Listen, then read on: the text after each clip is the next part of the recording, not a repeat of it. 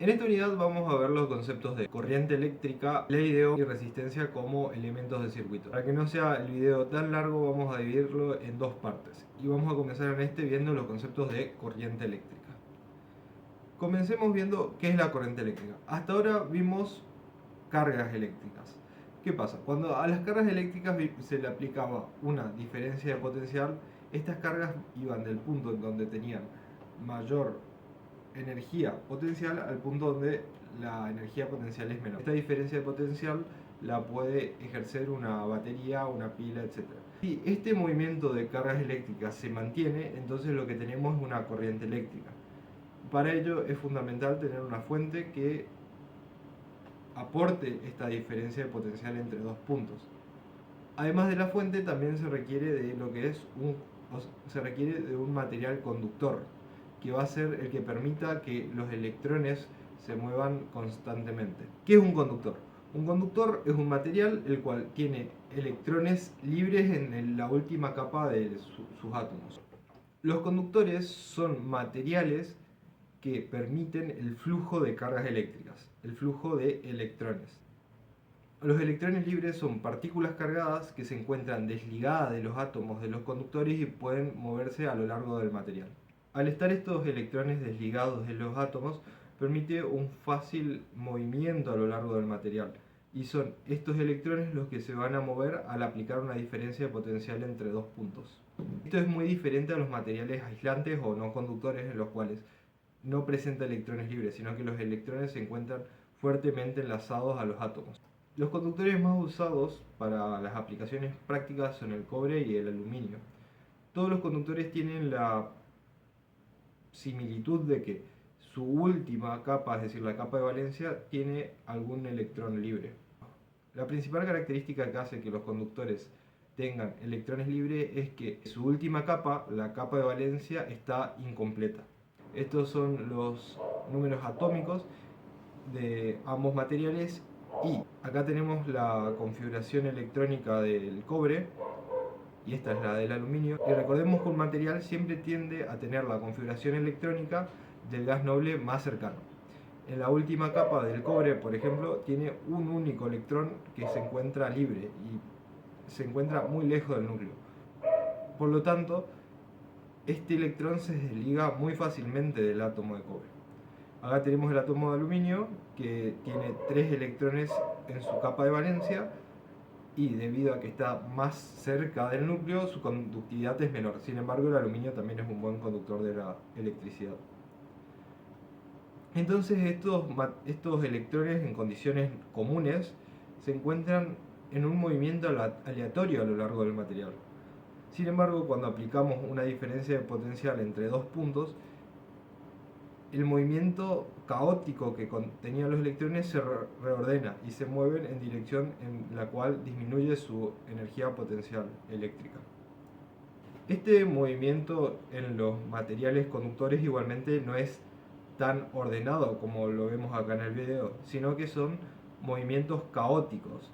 Estos movimientos caóticos hacen que los electrones se vayan chocando a lo largo del material, y es lo que hace que se calienten y produzcan lo que es el efecto Joule, que vamos a ver más adelante. Por otro lado, cuando se aplica una diferencia de potencial a un aislante, esta diferencia de potencial tiene cierta influencia sobre los electrones del material. Sin embargo, no es un efecto apreciable. Esto es porque no presenta electrones libres y los electrones se encuentran muy ligados al núcleo de los átomos. Sin embargo, si se aplica un potencial eléctrico lo suficientemente fuerte a un material aislante, este puede romper las ligaduras. Otra cosa a tener en cuenta es que consideramos a los electrones como partículas puntuales. La corriente eléctrica entonces es una propiedad, y si es una propiedad hay que medirla. Definimos a la corriente eléctrica promedio como el cambio de cargas que pasan a lo largo de un material en un transcurso de tiempo. Entonces, medimos cuántas cargas pasan en un transcurso de tiempo de este punto a este punto, y al hacer esta operación conocemos la corriente eléctrica promedio.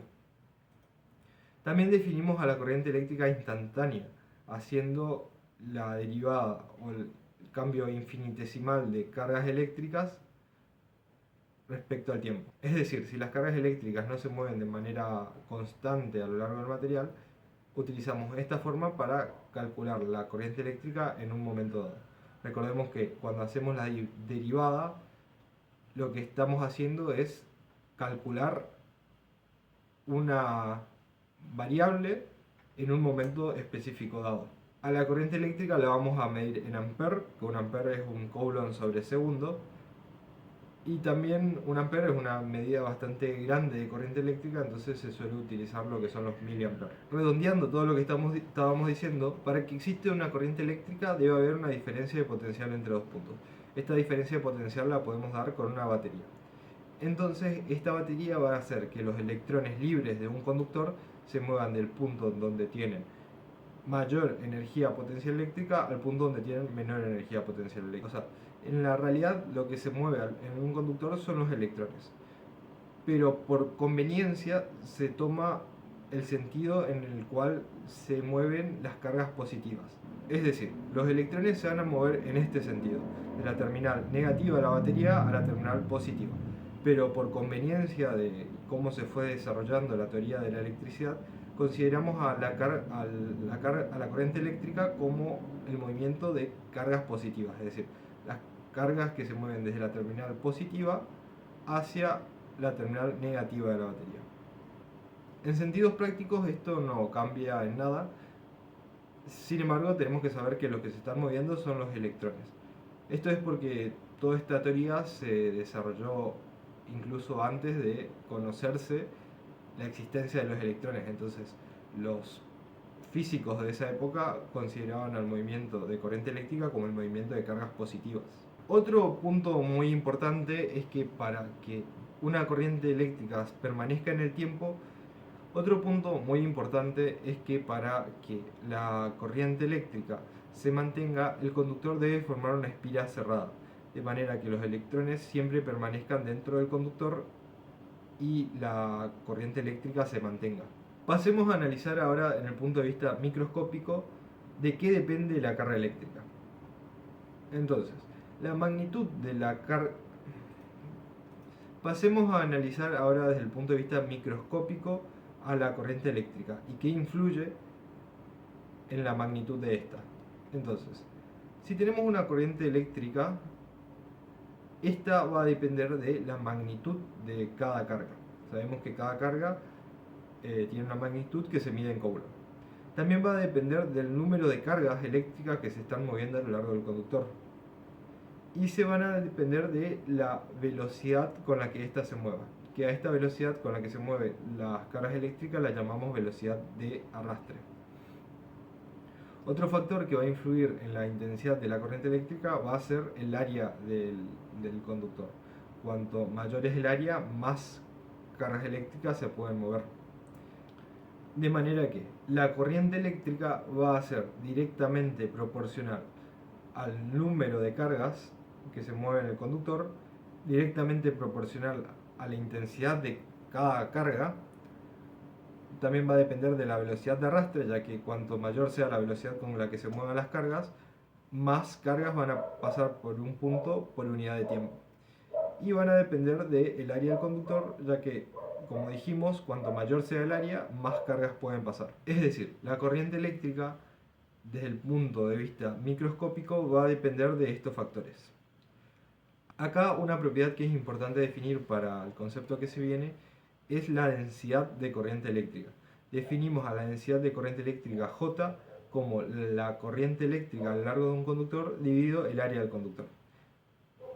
Y que es equivalente, por lo que vimos recién, al número de cargas eléctricas por la magnitud de las cargas eléctricas por la velocidad de arrastre de las mismas.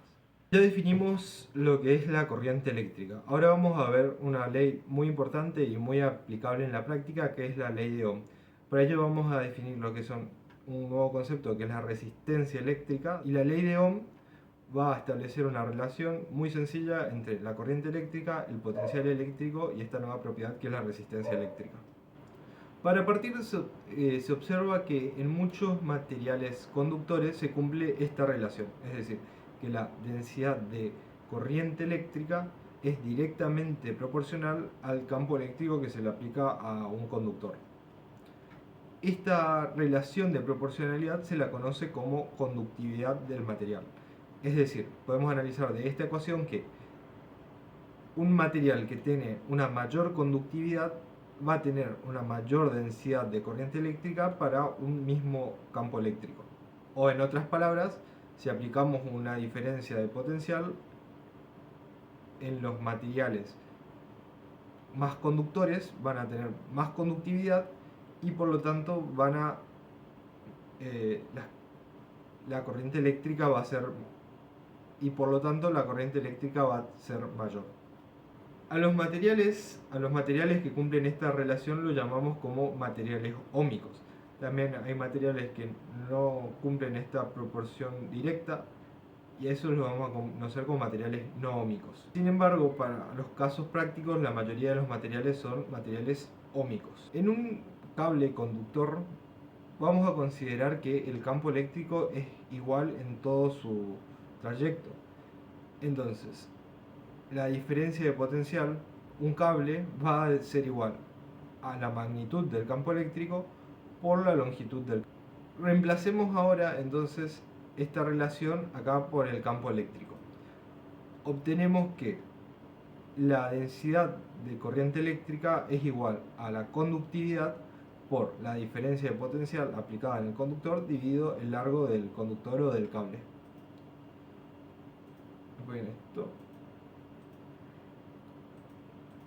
Es decir, tenemos esto.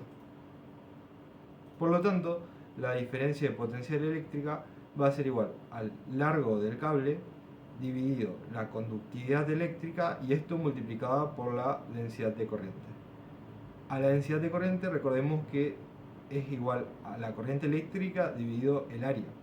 Entonces la diferencia de potencial va a ser igual al largo del cable dividido la conductividad dividido el área del material por la corriente eléctrica. Todos estos puntos son propios del material, entonces llamamos o definimos a esta cantidad como resistencia. Es decir, la resistencia de un material va a ser directamente proporcional al largo e inversamente proporcional a la conductividad y al área. La resistencia, tal como se dice su nombre, es una propiedad de un material a oponerse al movimiento de las cargas eléctricas. Es muy coherente que cuanto menor conductividad tenga un material, va a tener menos resistencia. Y también, como vimos, el área afectaba al movimiento de los electrones, entonces cuanto mayor es el área, menor va a ser la resistencia. También vemos que el largo del cable afecta directamente proporcional a la resistencia, es decir, si el material es muy largo, los electrones le cuesta más moverse a lo largo de este. Llegamos así entonces a esta relación que nos dice que la diferencia de potencial es igual a la resistencia del conductor por la corriente eléctrica que circula en él. A esta relación es lo que se define como ley de Ohm. Esta ley es aplicable para materiales ómicos, como dijimos. Los materiales ómicos, la corriente eléctrica y la diferencia de potencial son directamente proporcionales, por lo tanto la relación entre estos valores es una recta, dependiente igual a 1 sobre R, que se observa en esta relación. Sin embargo, en los materiales no ómicos esta relación directa no existe. Sin embargo, para nuestra suerte, la mayoría de los materiales, o casi todos los materiales conductores utilizados en la práctica, son materiales ómicos y cumplen esta relación. La resistencia es una propiedad de los materiales, como una propiedad se mide, y esta se mide en ohms en el sistema internacional, donde un ohms es un volt sobre ampere. Algo a tener en cuenta y que no hay que confundir es que tanto la resistencia eléctrica como la diferencia de potencial como la corriente eléctrica son todas propiedades escalares. Este triangulito es muy utilizado en la ley de Ohm como para memorizar la fórmula, y es que si queremos calcular la corriente eléctrica va a ser igual al voltaje sobre la resistencia. Si queremos saber el voltaje es igual a la corriente eléctrica por la resistencia. Y si queremos saber la resistencia, este es igual al voltaje sobre la corriente eléctrica.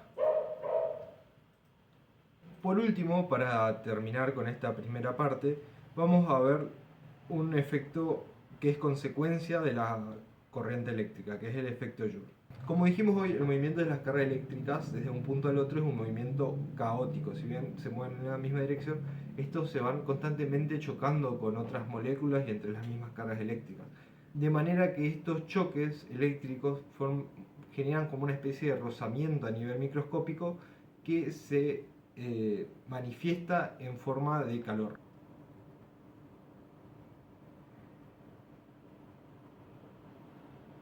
En el video vemos, por ejemplo, como a un cable muy fino, al aplicar una diferencia de potencial dada por esta batería, hace que este conductor incluso quede de color rojo. Esto es justamente consecuencia de lo que es el efecto Joule, que vamos a definir ahora más precisamente. El efecto Joule se mide por esta relación en el cual la potencia disipada por un conductor es igual al cuadrado de la corriente eléctrica por la resistencia. Esta relación representa la energía por unidad de tiempo que otorga la fuente de potencial eléctrico al conductor. Vamos a ver cómo llegamos a esta relación. Para llegar a esta relación dijimos que la potencia representa la energía que otorga la fuente de potencial eléctrico al conductor. Entonces tenemos que analizar cómo varía la energía que se otorga a la fuente en el tiempo. Esta energía es energía potencial eléctrica, entonces vamos a ver cómo varía la energía potencial eléctrica en el tiempo. Si recordamos, definíamos la diferencia de potencial como la energía potencial eléctrica dividido la carga. Entonces vamos a reemplazar esta energía potencial eléctrica por la diferencia potencial por la carga. De manera que tenemos esta relación. Como la diferencia potencial es constante a lo largo del circuito, entonces sale afuera de la derivada y obtenemos que la variación de energía potencial va a ser igual a la variación de carga en el tiempo por la diferencia potencial en el circuito. Y esto no es más que la corriente eléctrica instantánea. Entonces, la variación de energía que experimenta un conductor va a ser igual a la corriente eléctrica que circula por el conductor por la diferencia potencial. Recordemos que cuando hablamos de derivada hablamos de un cambio, y generalmente en física vamos a hablar de un cambio respecto al tiempo. Entonces tenemos que este cambio es igual a esta relación. Si recordamos de la ley de Ohm, podemos encontrar diferentes formas de expresar esta relación, de manera que la potencia que disipa un conductor en forma de calor va a ser igual a cualquiera de estas relaciones que representan el efecto Joule. Este efecto en muchos casos es muy deseado en muchos aparatos utilizados cotidianamente.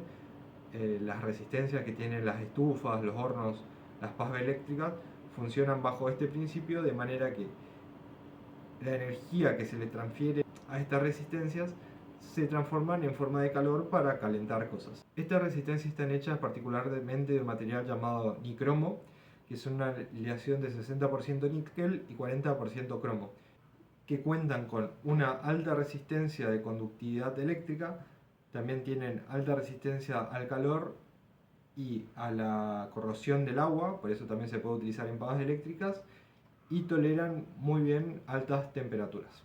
Otra aplicación del efecto Joule era en los focos de filamento, en el cual el filamento del foco se enciende justamente debido a la resistencia de este filamento, y lo que hace que este foco no se incendie o no explote es que en su interior hay vacío.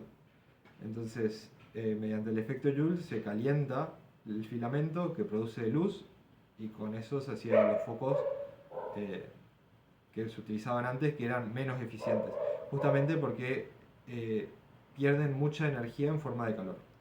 Sin embargo, en otras ocasiones el efecto Joule es un efecto no deseado. Este es el caso, por ejemplo, de la transferencia o en el suministro de energía eléctrica a lo largo de grandes trayectos.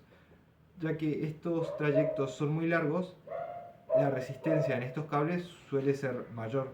Entonces, para transportar energía, o sea, entonces, para minimizar las pérdidas de energía en forma de calor, lo que hacen las compañías de electricidad es trabajar con muy altos voltajes.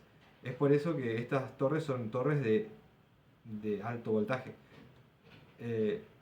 Y lo que hace es que al subir el voltaje para mantener la relación de la ley de Ohm, la corriente eléctrica disminuye. De manera que se reducen las pérdidas de calor a lo largo del... Por último, y un concepto que quería poner para dejar en claro dentro de los conceptos básicos es el concepto de cortocircuito. Un cortocircuito ocurre cuando la resistencia de un material conductor es muy baja para la corriente eléctrica que circula a lo largo de él. De manera que la corriente eléctrica no se ve afectada por la resistencia del conductor y circula de manera muy descontrolada. Esto hace que, por ejemplo, los cables se calienten, se prendan fuego, de manera que la corriente eléctrica circula por el conductor de manera muy descontrolada, ya que la resistencia no es capaz de como frenar el movimiento de los electrones y hace que los conductores se calienten demasiado y puedan prenderse de fuego. Ahora sí, con esto terminamos la parte de corriente eléctrica. En la siguiente vamos a proceder a ver lo que son las resistencias eléctricas. Al igual que como vimos con capacitores, vamos a ver cómo estas se influyen en un circuito eléctrico y vamos a aprender a resolver circuitos eléctricos de resistencia con la ley de Kirchhoff.